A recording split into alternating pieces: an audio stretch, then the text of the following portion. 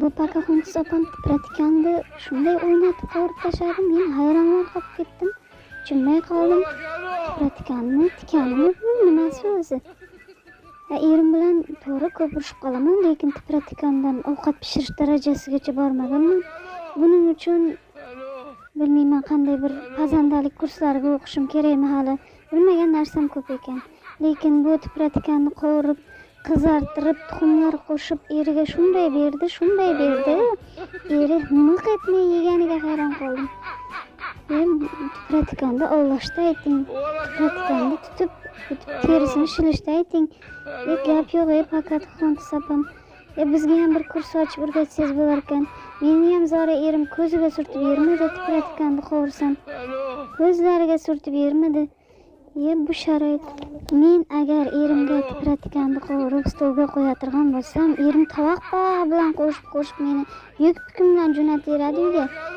Bu opani ovqatlarini ko'rib, o'zim yeyotgan ovqatlarga shukrlar, rahmatlar aytib, nima bo'lsa ikkita kartoshkadan ham ba'zida yegan ovqatlarimga shukrlar aytaverdim. Bu eriga ham rahmat.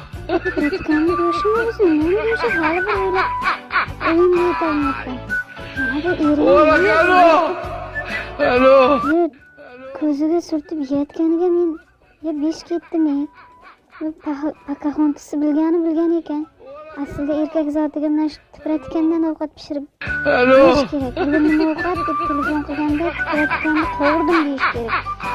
O'shanda mana shu bir-birini baxtli yashab ketadi. Chunki hozir men hayron qolganim, bu darajada odam mahoratli oshpaz bo'lish uchun birorta kursni bitirish kerak. Endi men bu Pakaxontas opani videolarini to'xtatmay ko'rishga qaror qildim, chunki bu videolari bari foydali. Ertaga zora ilondan sho'rva qilsa, erimga ham bir o'rganib qo'yishim kerak men. Ilondan, tipratikandan sho'rva qilib, bitib qovurib, bitib guruch bilan qo'shib berib, biz ham zora baxtli yashab ketsak. Bu sharoitiga gap yo'q. O'zim ham bir yoqalarimni ushlayapman.